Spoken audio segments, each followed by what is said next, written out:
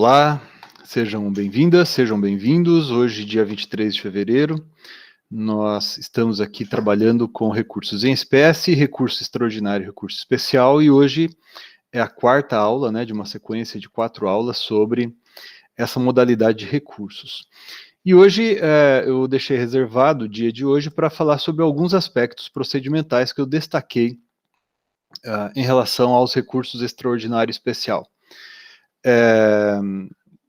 Alguns desses pontos já foram por nós, ao menos mencionados, né, numa das aulas anteriores, mas por se tratar de aspectos que são ali com muita frequência, objeto de reclamação, são bastante polêmicos, né, eu resolvi deixá-los aqui para esse último encontro desses 4, né, para que a gente chame bem a atenção a respeito disso, a respeito desses pontos com vocês, tá bom? São 5 pontos. Primeiro, nós vamos falar sobre a distinção entre questão de fato e questão de direito, e a súmula 7 do STJ e 279 do Supremo Tribunal Federal. Segundo ponto, nós vamos falar sobre fungibilidade entre os recursos extraordinário e especial, ok? O terceiro ponto, nós vamos falar aqui da competência para o juízo de admissibilidade e para decidir sobre os efeitos dos recursos extraordinário e especial.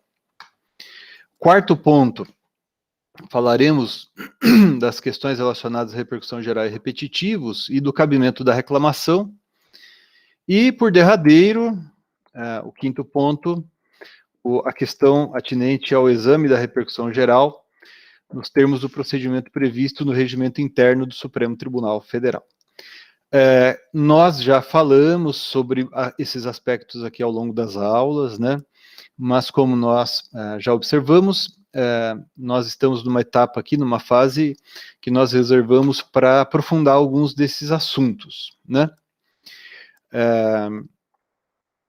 O primeiro ponto, o primeiro aspecto que nos interessa aqui, então, desses que eu coloquei para vocês aqui nessa relação, diz respeito à distinção entre questão de fato e questão de direito, e a súmula 7 do STJ e 279 do Supremo Tribunal Federal.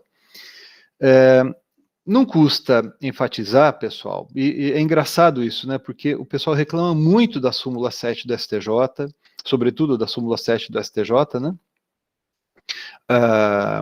Segundo a súmula 7 do STJ, não cabe recurso especial para reexame de prova, né? Na verdade, basicamente, não cabe nem recurso especial, nem recurso extraordinário para se discutir questões de fato. Então, se uma decisão, se uma questão foi resolvida, bem ou mal resolvida, à luz das provas dos autos, né, a justiça da decisão, como se costuma dizer com muita frequência, não pode ser objeto de recurso extraordinário ou de recurso especial. Por quê? Porque esses dois recursos são recursos de estrito direito, e mais que isso, né, não apenas de estrito direito, mas de estrito direito constitucional ou federal infraconstitucional. Então não cabe recurso especial, por exemplo, para se discutir questão atinente a direito local, direito estadual, direito municipal. E, forçosamente, com mais razão ainda, não cabe esse recurso, assim também o extraordinário, para se discutir questões fáticas, né? Então, saber se, por exemplo, o veículo estava a 100 km por hora ou 110 km por hora no momento do acidente, né? Nós temos um laudo pericial, nós temos determinadas provas que foram produzidas, umas no sentido de que estava a 100 km por hora, outras no sentido de que estava a 110 km por hora. Não cabe recurso especial para demonstrar ou para tentar fazer prevalecer uma tese de que estaria a 100 km por hora ou a 110 km por hora, porque isso é uma questão de fato. Isso é uma questão atinente a reexame de prova. Então, se está em jogo, não é, a questão consistente em saber se determinado fato aconteceu ou não, não cabe recurso especial, não cabe também recurso extraordinário, mutatis mutandis, né? O tema já era desenvolvido pela súmula 279 do Supremo Tribunal Federal, já há muito, né?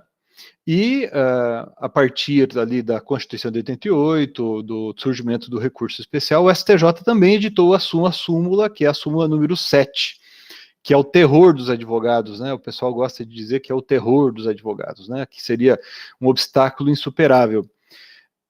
Claro que pode haver exageros, e a gente sabe que há mesmo exageros, pessoal, mas em boa medida, né, as dificuldades que a gente tem com esses dois enunciados de súmula, essas dificuldades decorrem do fato de, não raro, nós não compreendermos a finalidade desses dois recursos. Então, saber se os fatos ocorreram ou não ocorreram, né, ou seja, esse reexame das provas, o reexame da inteligência das cláusulas contratuais, que isso daí já está na súmula 5 do STJ, isso são todos aspectos que vão ser resolvidos nas instâncias ordinárias. Ok? Não cabe recurso especial alegando-se violação à prova, por exemplo. Né? Agora, 2 pontos aqui importantes, tá? Primeiro, dizer que não cabe recurso especial para reexame de prova não significa dizer que não cabe recurso especial para revaloração da prova, ok? Aliás, ontem nós finalizamos a exposição da terceira aula dessa sequência, né, sobre recurso extraordinário especial, com os julgados que falavam exatamente isso, que cabe recurso especial para a revaloração da prova.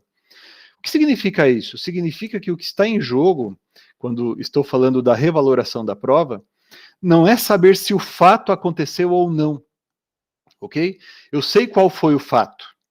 A questão é saber a qualificação jurídica daquele fato. A revaloração da prova não é reexame do fato, ok? É a qualificação jurídica do fato. Eu lembro que eu passei para vocês ontem, inclusive, um exemplo de civil e um exemplo de penal. E o exemplo de penal, uma decisão interessante, relator ministro Sebastião, da 6ª turma do STJ, tinha a ver com a configuração de um crime de sonegação ali, e daí se discutia, né, a parte falava assim, não, que o Ministério Público está alegando aqui no recurso especial é uma questão relacionada a reexame de prova, que tem a ver com os valores que foram sonegados. Daí o ministro disse, não, nesse caso aqui não tenho dúvida quanto ao valor que foi sonegado. A questão é saber se nesse caso aqui ocorreu o crime ou não, né? Então, nesse caso, se eu não estou controvertendo quanto a se saber se o fato aconteceu ou não, eu não estou diante de questão de fato, mas sim de questão de direito. Então, a qualificação jurídica dos fatos não é questão de fato, é questão de direito. Algumas pessoas na doutrina, alguns autores na doutrina dizem que nesse caso a gente estaria diante de uma questão mista. Então, a qualificação jurídica dos fatos seria uma questão mista, né? A meu ver, não. A meu ver, a qualificação jurídica do fato é uma questão de direito, não é uma questão de fato, né? Porque não está aqui se controvertendo quanto a se saber se o fato aconteceu ou não. Então, marquem esse exemplo que eu mencionei, né? Se está em jogo saber se o veículo estava 100 por hora ou 110 por hora, saber a velocidade em que o veículo estava, isso é uma questão de fato, que eu vou verificar ali à luz das provas, né? Então, quem ultrapassou o sinal vermelho, né, naquele acidente de trânsito, é o veículo que trafegava pela Avenida Brasil ou o veículo que trafegava pela Avenida São Paulo, por exemplo, né? A testemunha José disse isso, a testemunha Antônio disse aquilo. Saber qual dos dois depoimentos, né, qual versão dos fatos vai ser considerada para julgamento, isso é uma questão de fato. Agora, não tenho dúvidas, eu não controverto quanto a saber que o veículo X ultrapassou o sinal vermelho, que o réu ultrapassou o sinal vermelho, né? Agora, eu vou extrair as consequências jurídicas desse fato, e isso é uma questão de direito, ok? Então, a qualificação jurídica dos fatos é questão de direito. O segundo ponto, pessoal, que é importante também a gente destacar, tem a ver com a súmula 456 do Supremo Tribunal Federal e com o artigo 1034 do CPC, que nós já mencionamos ontem, né? A gente mencionou que na última etapa do julgamento, então se um dos tribunais superiores, julgando o recurso extraordinário ou recurso especial, ele admite o recurso, né? E daí, na sequência, prosseguindo, ele realiza aquela função nomofilática, né? Ele diz, olha, o tribunal local aplicou mal ou interpretou mal a norma jurídica no caso concreto, né? Então a interpretação correta é essa, Daí ele parte para a última etapa do julgamento de mérito, que a gente falou para vocês, né, que é um julgamento bifásico. A gente citou até aquele julgado expressivo do ministro Teori Zavascki, que eu recomendo mais uma vez que vocês o leiam. Daí, então, o Tribunal Superior vai julgar a causa, aplicando o direito à espécie, né, que é o que está ali na súmula 456 e está no artigo 1034 caput do Código de Processo Civil também. Agora, vejam, o Tribunal Superior só faz isso, pessoal, né, no contexto brasileiro, isso, na verdade, é uma construção jurisprudencial, quando todos os elementos fáticos estão perfeitamente identificados no acórdão. E daí, então, ele pode prosseguir e julgar o caso concreto, né? Então, um exemplo interessante, além daqueles que eu mencionei no final da aula de ontem, né? Tem um exemplo interessante, um julgado que eu cito no livro. O recurso especial consistia em saber se pessoa jurídica poderia ter direito ao benefício da gratuidade da justiça, a assistência judiciária gratuita, né, como muita gente gosta de dizer, à luz do artigo 98 do Código de Processo Civil. Então, o que aconteceu? O juiz de primeiro grau havia indeferido, o tribunal local também havia indeferido, daí a pessoa jurídica interpôs recurso especial e foi parar lá no STJ, dizendo, olha, a pessoa jurídica também pode ter esse direito, né? A gratuidade da justiça. Daí o STJ disse que sim, pessoa jurídica pode ter direito, né, a esse benefício, mas no caso concreto, ele não prosseguiu com o julgamento. Por quê? Porque no acórdão recorrido não havia elementos suficientes para se dizer se naquele caso, aquela pessoa jurídica, né, seria pobre, entre aspas, né, ou seja, haveria de ser beneficiada, com perdão da redundância, por esse benefício, tá certo? Então, significa dizer que os tribunais superiores realizam essa função diquelógica quando todos os elementos estão disponíveis no acórdão para que ele prossiga no julgamento, né? Julgue a causa aplicando o direito à espécie, né? Eles usam muito frequentemente a expressão moldura fática, né? Ou seja, o acórdão tem que apresentar a moldura fática para que a gente julgue, aí então aqui no Tribunal Superior. Se isso não é possível de ser feito, aí o tribunal atua como se fosse um tribunal de cassação, né? Ele reforma o acórdão recorrido, como nesse exemplo que eu acabei de mencionar, dizendo, por exemplo, que pessoa jurídica tem direito ao benefício da gratuidade da justiça, etc., e determina o retorno dos autos ao juízo aquó, ao juízo recorrido, nesse exemplo, o Tribunal de Justiça do Paraná, por exemplo, né, para que ele veja se, no caso concreto, aquela pessoa jurídica ostenta os requisitos exigidos pela lei para que ela possa, daí então, ser beneficiada pela gratuidade da justiça, tá bom? É interessante notar, pessoal, que apesar de, pelo menos a nosso ver, né, essa distinção ser bastante clara, e não obstante a gente reconhecer que há muita confusão em torno disso, né, a gente sabe também que a jurisprudência às vezes contribui para que essa matéria seja versada de uma maneira realmente confusa mesmo. Eu separei um julgado aqui para vocês, que eu acho bastante interessante, sobre o problema atinente aos danos morais, né? A questão é a seguinte: cabe recurso especial para se discutir o valor da indenização por danos morais? Essa é a pergunta. Cabe recurso especial para se discutir o valor da indenização por danos morais? O que é que prevalece na jurisprudência do STJ? Olha só, prevalece a orientação, pessoal, de que saber se o valor da indenização está correto ou não está correto, é proporcional ou não é proporcional ao dano sofrido, é razoável à luz dos fatos que aconteceram, à luz da lesão que foi causada, saber se esse valor é correto ou não, isso seria uma questão de fato. A jurisprudência do STJ preponderante no sentido de que saber se o valor da indenização foi alto ou não foi, isso é uma questão fática. Então, exemplo, protesto indevido, no nome da pessoa indevidamente levado a protesto. Daí essa pessoa move uma ação contra a empresa que indicou o nome a protesto, pleiteando uma indenização. O tribunal fixa uma indenização, por exemplo, de R$15 mil. Como regra, o STJ vai dizer que não cabe recurso especial. Por quê? Porque ele diz, olha, saber se esse valor corresponde à lesão sofrida pela pessoa, né? Saber se esse valor é apropriado ou não, é proporcional ou não, é razoável ou não, isso seria uma questão fática que tem a ver com o reexame das provas. Mas o STJ, e aí eu trouxe essa decisão para vocês, decisão bem recente, ó, fevereiro de 2021, ministro Belize, da terceira turma do STJ, então, proferida neste mês ainda, né?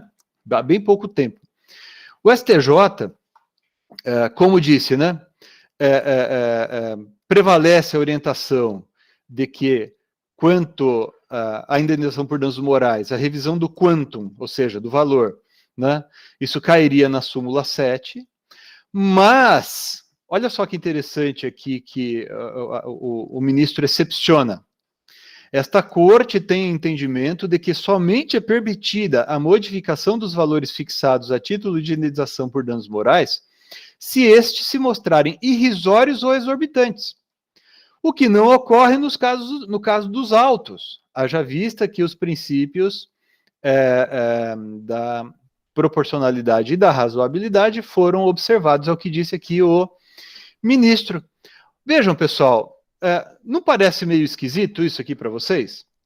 Porque notem, para eu dizer que o valor é irrisório ou o valor é exagerado, para eu dizer que o valor é exorbitante ou o valor é muito pequeno, ora, eu tive que verificar se o recorrente tem ou não razão, né? Na verdade, o que o STJ faz, e eu citei essa decisão aqui, por exemplo, mas eu, nessa pesquisa rápida que eu fiz aqui para vocês, né, eu encontrei várias, né, decisões nesse sentido, e vocês podem pesquisar ali danos morais irrisórios ou danos morais exorbitantes, vocês vão encontrar um monte de decisões, né? Olha, nesse caso aqui, se considerou que o valor de indenização por R$15 mil não seria nem exorbitante, nem irrisório, né? Aqui outra decisão agora do ministro Mauro Campbell, né?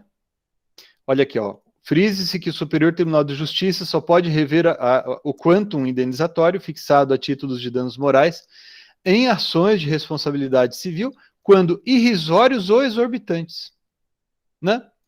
Ora, nesses casos, pessoal, o Superior Tribunal de Justiça, ele não admite o recurso especial, né? Ele não admite o recurso especial, quando, na verdade, o que a gente deduz pela fundamentação dessas decisões é que, rigorosamente, ele está negando o provimento ao recurso especial, né? E a gente cai aqui novamente naquele problema que a gente passou ontem para vocês, né? Que o STJ acaba conhecendo do recurso especial nesses casos quando for para lhe dar provimento, que é o mesmo problema que a gente mencionou, a gente falou bastante insistentemente isso com vocês na aula de ontem, né? Então, vejam, é realmente um assunto espinhoso. O conselho que eu dou aqui para vocês, sobretudo vocês que estão aqui ainda na faculdade, que estão fazendo estágio, vão começar a advogar daqui a algum tempo, é o seguinte: sempre que vocês tiverem a pretensão de levar uma questão a um dos tribunais superiores, vocês devem, desde o início, semear a causa com a questão federal ou com a questão constitucional, né? A gente percebe que, não raro, as partes na causa se preocupam em fazer o, aspas, pré-questionamento da parte, apenas quando a causa já foi julgada pelo tribunal local, por exemplo. Então, ela quer levantar a questão pela primeira vez em embargos de declaração, e daí já não dá tempo disso ser bem feito, disso ser bem desenvolvido, né? Então, se é a sua pretensão, se você advoga em um caso em que você quer ouvir de um dos tribunais superiores uma manifestação sobre a questão, vai ser imprescindível que você semeie a questão desde logo, né? Então, desde o primeiro grau de jurisdição, embora isso não seja imprescindível, mas pelo menos nas razões de apelação, nas contrarrazões de apelação, nas razões de agravo de instrumento, nas contrarrazões de agravo de instrumento, a questão já tem que ser bem posta, tá bom?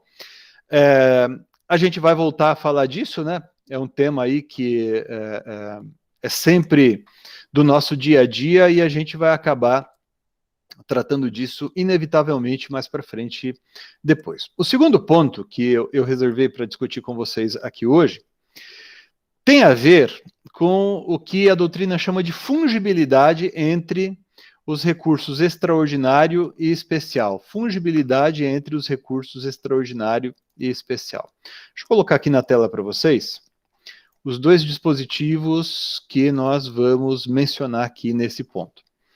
Me refiro aos artigos 1032 e 1033 do Código de Processo Civil, tá? Então vocês anotem aí, porque essa matéria tem a ver com esses dois dispositivos aqui. O que acontece, pessoal, até hoje, e acontecia muito anteriormente também. Vejam, antigamente era bastante... antigamente é bem antigamente mesmo, ali no início da vigência da Constituição de 88, né, sobretudo, era bastante comum nós vermos, deixa eu parar a apresentação, depois eu volto, era bastante comum nós vermos na doutrina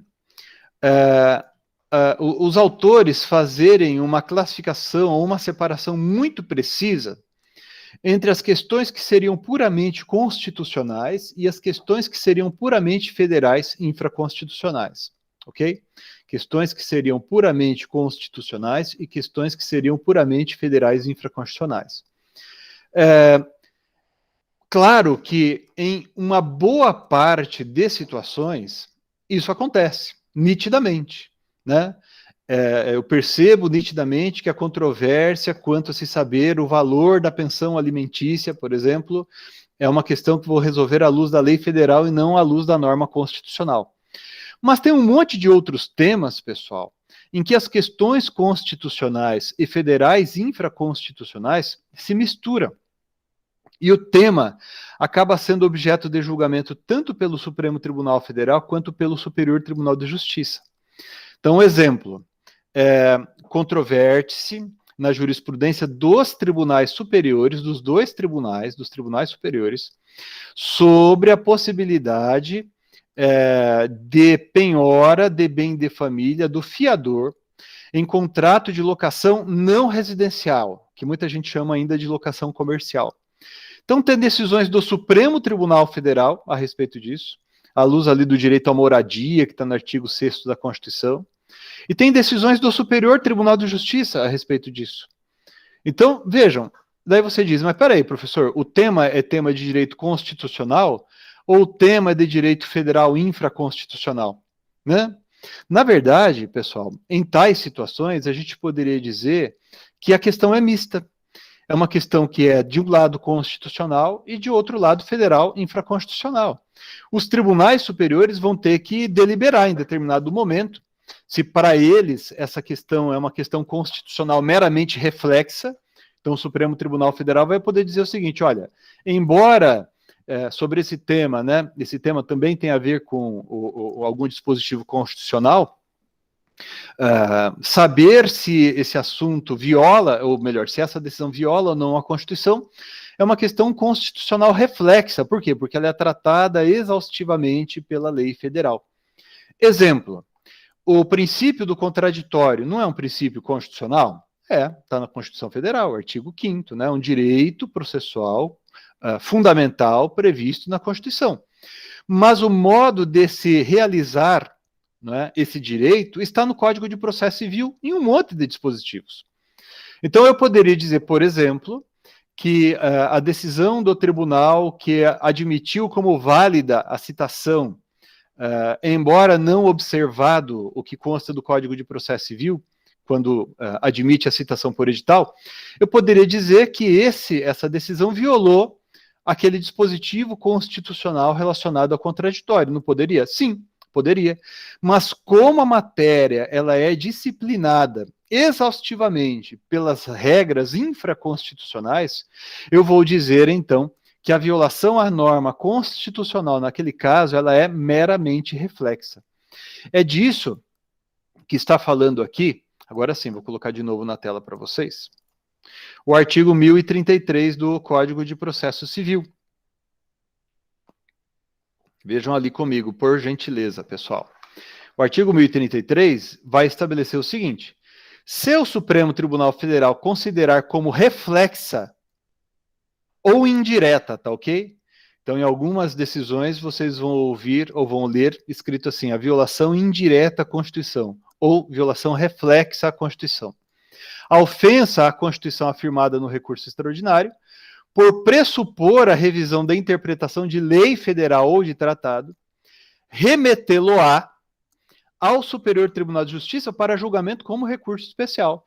Então, se a parte interpuser recurso extraordinário, alegando que aquela decisão violou o princípio do contraditório, de acordo com o artigo 1033, o Supremo Tribunal Federal deverá converter esse recurso extraordinário em recurso especial. Então, de certo modo, não é verdadeiramente uma ideia de fungibilidade, né? Porque, na verdade, a gente vai dar rendimento àquele recurso. A gente não vai julgá-lo como extraordinário. A gente vai receber aquele recurso, aproveitar o recurso e encaminhá-lo, né, ao Superior Tribunal de Justiça para julgamento como recurso especial. Agora, pode acontecer o inverso. Pode suceder que a parte interponha recurso especial, esse recurso especial chegue ali ao Superior Tribunal de Justiça e o Superior Tribunal de Justiça entenda que aquela questão é constitucional. Não é uma questão federal infraconstitucional, é uma questão constitucional. Eu advoguei em algumas ações de direito ambiental, alguns anos atrás, bem interessantes, e a gente enfrentava esse problema.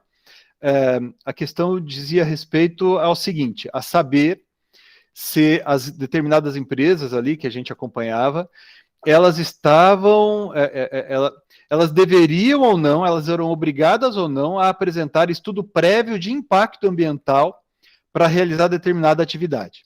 Eu lembro que numa sustentação oral em que eu fiz lá no Superior Tribunal de Justiça, nossa, isso já faz tanto tempo, já faz perto de 20 anos que eu fiz essa sustentação oral lá no STJ. Eu lembro que eu citei como exemplo, como argumento, né, o aeroporto de Congonhas, porque quando o aeroporto de Congonhas foi construído, não havia exigência de apresentação de estudo prévio de impacto ambiental, não havia nem exigência constitucional, nem exigência de lei federal infraconstitucional nesse sentido, né? E a gente estava advogando ali para um segmento que eram empresas antigas também, que haviam se estabelecido e estavam trabalhando, e elas não tinham feito mesmo estudo prévio de impacto ambiental, porque elas foram concebidas, constituídas e começaram a atuar numa época em que isso não existia, essa exigência não existia ainda. E eu citei esse exemplo e um ministro brincou comigo ali no dia do julgamento falando exatamente disso, né? Imagina, né, ter que exigir isso do aeroporto de Congonhas. Daí isso ficou bem marcante para mim. E daí a discussão que houve nesse caso era se isso era uma questão constitucional ou uma questão federal infraconstitucional. Porque em muitos processos, as partes interpuseram recurso extraordinário e recurso especial, né, em causas parecidas com essa, e nenhum dos recursos foi admitido, porque o Superior Tribunal de Justiça dizia que aquela questão era constitucional e não federal infraconstitucional, e o Supremo Tribunal Federal não admitia, por sua vez, o recurso extraordinário, porque dizia que aquela questão era constitucional, era infraconstitucional e não uma questão constitucional. Então, o legislador aqui com a edição, com esses dois dispositivos, melhor dizendo, o artigo 1032 e o artigo 1033, ele quis evitar isso, que nas situações em que suceder de a parte interpor o recurso especial, mas daí o tribunal entender que caberia o extraordinário, ou vice-versa, a parte interpor o recurso extraordinário, mas daí o Supremo entender que caberia o recurso especial, aí então nós vamos admitir a correção do recurso, ajuste do recurso, e encaminhamento do recurso para o tribunal competente prosseguir no julgamento. Eu não gosto de falar, nesse caso aqui, em fungibilidade, como mencionei, né? Mas muita gente usa essa expressão. Então, por isso eu coloquei aí para vocês como fungibilidade, porque muito provavelmente é o que vocês vão encontrar com mais frequência na nossa jurisprudência e assim também na nossa doutrina. Um outro ponto, pessoal, eu já vou deixar aqui na tela para registro, e a gente falou bastante desse assunto, mas eu gostaria de pontuá-lo porque ele é muito relevante, né, antes de passar para o próximo tema que eu destaquei aqui para vocês, né? Diz respeito ao artigo 1030 do Código de Processo Civil e a competência para a realização do juízo de admissibilidade do recurso especial e do recurso extraordinário. Vejam, o artigo 1030 do CPC, ele foi reformado antes de o CPC entrar em vigor. O Código de Processo Civil de 2015 entrou em vigor em março de 2016, né? O Código de 2015, de março de 2015, entrou em vigor em março de 2016. E essa lei 13.256, que alterou o artigo 1030, entrou em vigor junto com o Código de Processo Civil de 2015. Na redação original, esse dispositivo, o artigo 1030, ele aplicava mais ou menos aquele princípio, né, que o Código ainda observa em se tratando de recurso de apelação. Ou seja, o recurso é protocolado perante o juízo aquo, que o recebe e encaminha ao juízo ad quem. Né? Só que, embora num primeiro momento, aparentemente, não houvesse nenhuma reclamação quanto a isso, mas a partir de determinada situação, os ministros dos tribunais superiores acharam que essa redação do artigo 1030, que veio a ser substituída pela nova redação, faria com que muitos processos chegassem nos tribunais superiores. Daí, então, essa substituição aqui. Tá? Então, o artigo 1030 do Código de Processo Civil, em sua nova redação, estabelece que a presidência do tribunal local vai realizar o juízo de admissibilidade do recurso extraordinário e do recurso especial. E não apenas isso, viu, pessoal? Essa parte aqui é uma parte simples, e a gente até já falou bastante disso, e vai caber o recurso de agravo do artigo 1042 contra essa decisão. A presidência do tribunal local, ela realiza também a verificação da compatibilidade da decisão recorrida, compatibilidade entre a decisão recorrida e as teses firmadas em precedentes qualificados pelos tribunais superiores. Então, nesse caso, de acordo com o inciso 1º do artigo 1030, então, por exemplo, se você interpuser um recurso especial contra um acórdão do Tribunal de Justiça do Paraná, e o Tribunal de Justiça do Paraná entender que o teu recurso especial contraria uma tese firmada pelo STJ no recurso especial repetitivo, aí, nesse caso, diz o artigo 1030, a presidência do tribunal local negará seguimento ao recurso especial. Esse negar seguimento, pessoal, não é igual não admitir. Tá? A negativa de seguimento, se vocês olharem a substância da atividade desenvolvida aqui pela presidência do tribunal local, ela se aproxima do mérito do recurso. Agora, não poderia o artigo 1030 falar isso, né, que seria uma espécie de negativa de provimento, porque isso deixaria escancarada a inconstitucionalidade do dispositivo. Agora, se o artigo 1030 usasse a expressão não admitirá, nesse caso aqui, criaria um outro problema, porque daí caberia o agravo do artigo 1042 do Código de Processo Civil. Então, o legislador, a gente pode até criticar o legislador aqui, mas é inegável que ele foi muito esperto. Ele criou uma terceira categoria. Entre admissibilidade e mérito, ele criou a negativa de seguimento, que não é nem puramente a admissibilidade do recurso especial e nem negativa de provimento do recurso especial. Negar seguimento não é igual a não admitir, não é igual a negar provimento. É um terceiro gênero, uma terceira categoria. E nesse caso, diz a lei, aqui no parágrafo 2º desse mesmo dispositivo, não caberá o agravo do artigo 1042 do CPC, mas o agravo interno previsto no artigo 1021 do Código. Né? Então, esse agravo interno vai ser julgado pelo órgão indicado pelo próprio regimento interno do tribunal. Então, você vai agravar contra a decisão, por exemplo, do primeiro vice-presidente do tribunal local, e esse agravo interno vai ser julgado pelo órgão especial do Tribunal de Justiça desse Estado, porque é o órgão indicado pelo regimento interno do tribunal para julgamento desse recurso. Agora, imaginem o seguinte, pessoal.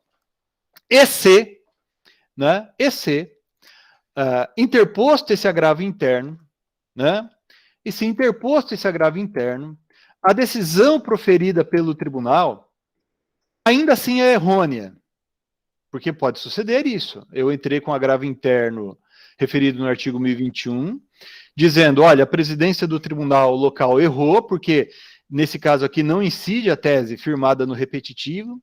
Daí eu peço ali para a corte especial, por exemplo, o órgão especial, ou pleno, dependendo do tribunal, né, corrigir a decisão da presidência do tribunal. Eles não corrigem. Então eles estão querendo aplicar a tese num determinado caso, mas a tese não é aplicável àquele caso. O que fazer? Interpor novo recurso especial? O que fazer? Eu sempre defendi, desde o início, pessoal, que nesse caso, caberia a reclamação com base no artigo 988 do Código de Processo Civil. Vou colocar aqui na telinha para vocês também. Rapidinho, tá? Porque a gente não pode perder muito tempo, senão a gente não vai conseguir falar de tudo que eu quero falar com vocês nesses minutos. Porque o artigo 988 do Código de Processo Civil também foi alterado pela Lei 13.256.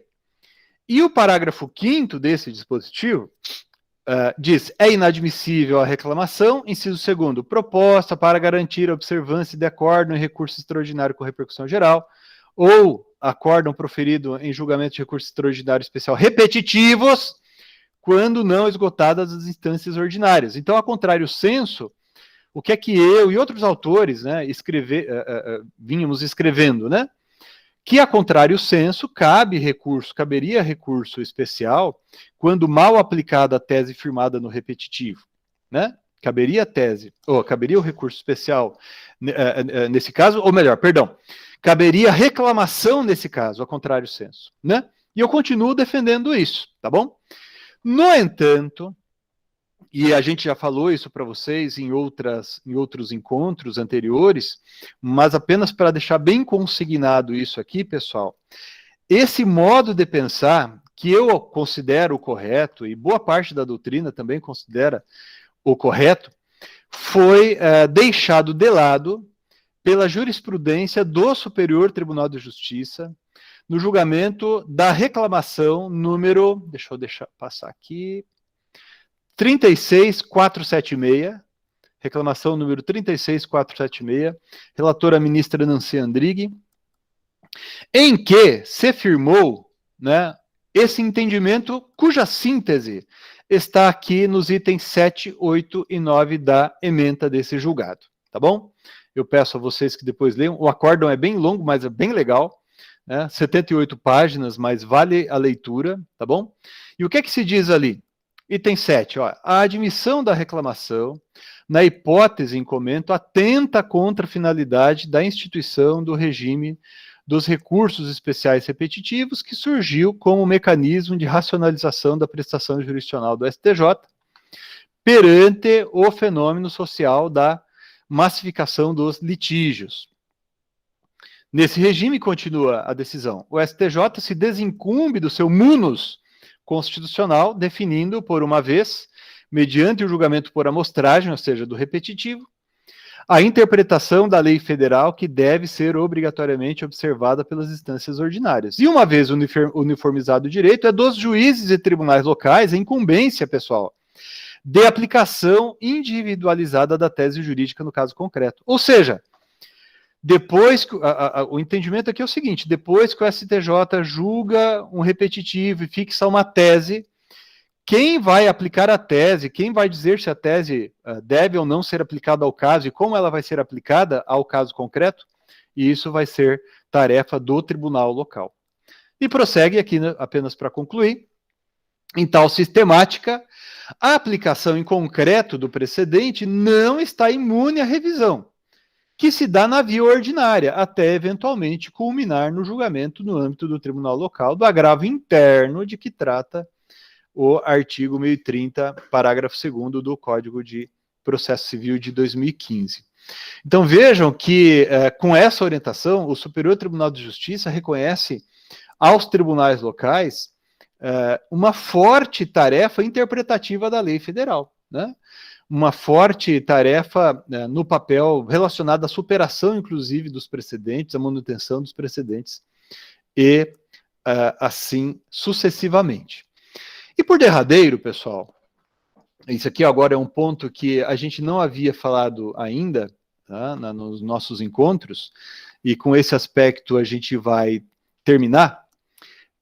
E eu vou começar falando disso aqui, lendo uma notícia para vocês, né, que tem a ver com o modo como nós decidimos sobre a presença da repercussão geral no Supremo Tribunal Federal.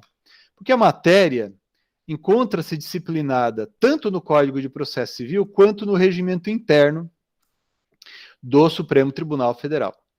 Isso aqui é uma notícia de hoje, dia 23, né? Saiu hoje pela manhã, e eu falei, olha, coincidência, né? Tem a ver com a matéria que a gente vai falar hoje, né? Então veja ali, ó, análise quanto à inexistência de repercussão geral em recurso impede subida de 700 novos casos ao STF. Vejam, pessoal, a gente vai perceber que essa decisão aqui, essa notícia, ela não está absolutamente correta, porque, nesse caso, o que se decidiu, ou que se está se decidindo, não é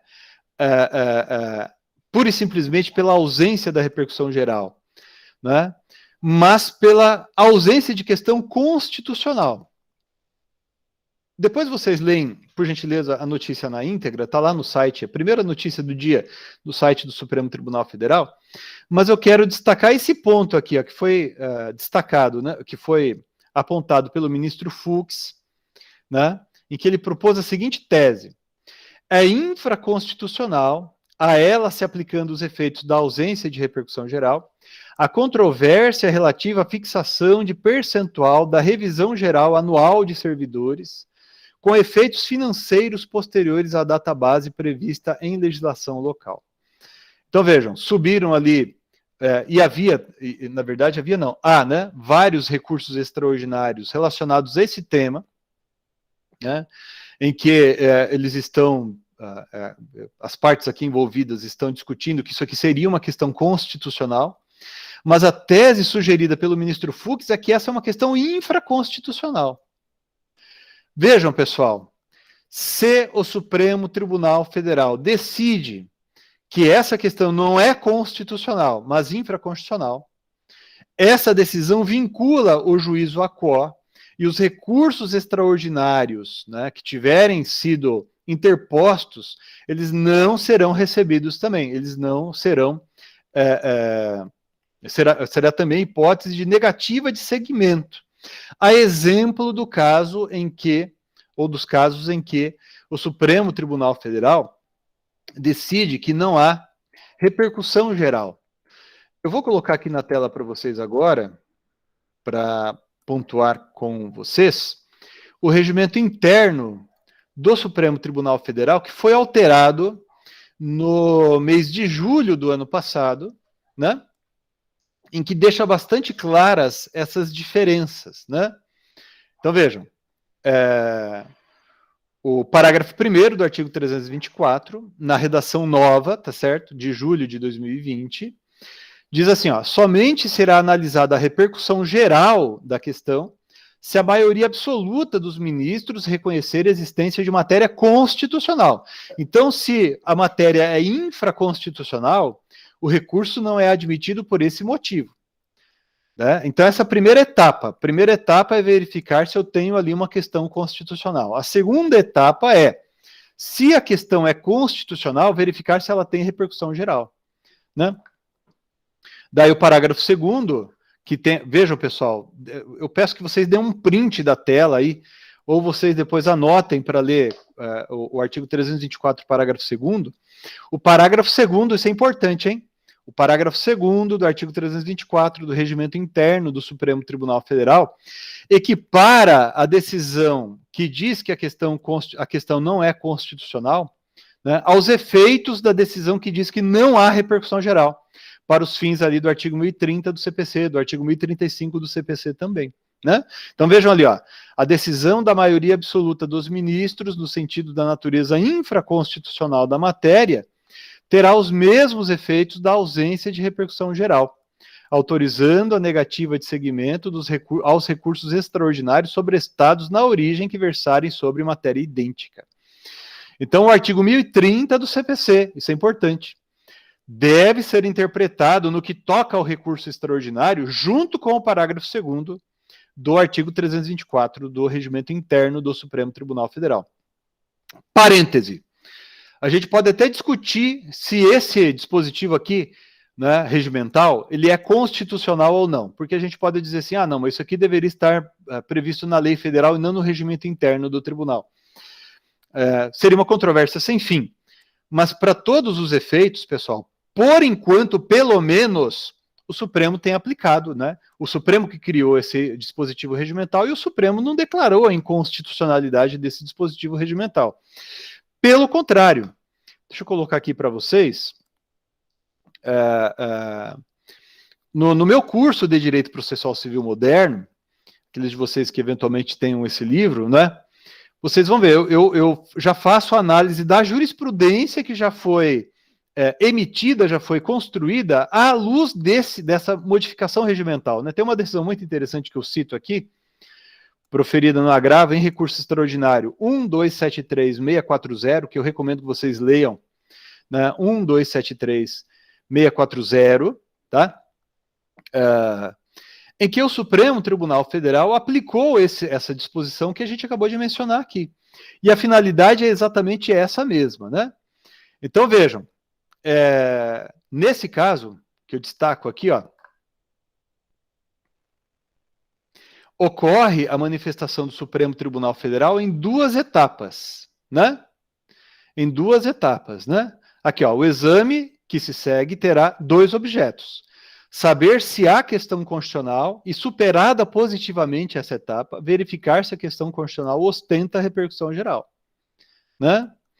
O Supremo, veja, vê-se, portanto, que se exige manifestação da maioria absoluta dos membros do Supremo para o reconhecimento da existência da questão constitucional, tá bom? Nos termos, inclusive, do parágrafo 3º do artigo 102, né, vai se exigir manifestação de 2/3 no sentido da inexistência da repercussão geral. Daí as coisas se invertem. Interessante, né? Que eu até coloco aqui depois em outro parágrafo, né? Peço que vocês leiam aqui comigo, ó. A nova redação dos parágrafos do artigo 324 do Regimento Interno do Supremo impõe a manifestação expressa da maioria absoluta dos ministros para o reconhecimento da presença da questão constitucional e a manifestação expressa de 2/3 dos ministros para que se reconheça a ausência da repercussão geral. E por fim, pessoal, uma outra novidade interessante que não está no CPC, percebam, eu estou chamando a atenção de vocês para essas disposições regimentais, inclusive porque elas não encontram eco no Código de Processo Civil, né? O artigo 326 do Regimento Interno do Supremo Tribunal Federal também foi alterado. Vou colocar aqui o texto do Regimento Interno para vocês verem. Também foi alterado pela mesma reforma de julho de 2020, né? E estabeleceu-se uma coisa nova ali. É a possibilidade de o relator negar repercussão geral com eficácia apenas para o caso concreto. Veja, onde se está no Código de Processo Civil? Em lugar nenhum. Ok? Não está em lugar nenhum. E é engraçado que eu vejo muita gente falando sobre a matéria e parece que muita gente não prestou atenção nessa mudança relevantíssima aqui ainda. Então, autoriza o regimento interno do Supremo Tribunal Federal que o relator, monocraticamente, do recurso extraordinário, ele não admita o recurso extraordinário, dizendo que ali não há repercussão geral, e essa decisão tomada por ele valerá apenas para o caso concreto. Tá certo? Né? É uma mudança interessante essa que foi aqui instituída. E mais uma vez, aqui no âmbito acadêmico, a gente pode até discutir se isso aqui seria constitucional ou não, mas o fato é, quem criou a norma regimental foi o próprio Supremo, e se alguém poderia dizer que essa norma regimental é inconstitucional, esse alguém seria o próprio Supremo. E, ao contrário, o Supremo vem aplicando essa norma regimental, né? Criticável ou não essa alteração regimental aqui, o fato é que ela vem sendo aplicada. Eu, mais uma vez, registro aqui esse recurso extraordinário número 1273640, que foi julgado pelo Supremo Tribunal Federal em setembro de 2020, em que se firmou essa orientação aqui, tá certo? Então, duas novidades relevantíssimas no processamento dos recursos extraordinários no Supremo Tribunal Federal, né? Aquela relacionada ao quórum exigido para se dizer que não há repercussão geral, e essa do parágrafo 2º do artigo 326, que autoriza que o relator decida monocraticamente que no caso concreto não haverá repercussão geral. Agora notem, isso aqui vai valer apenas para o caso concreto.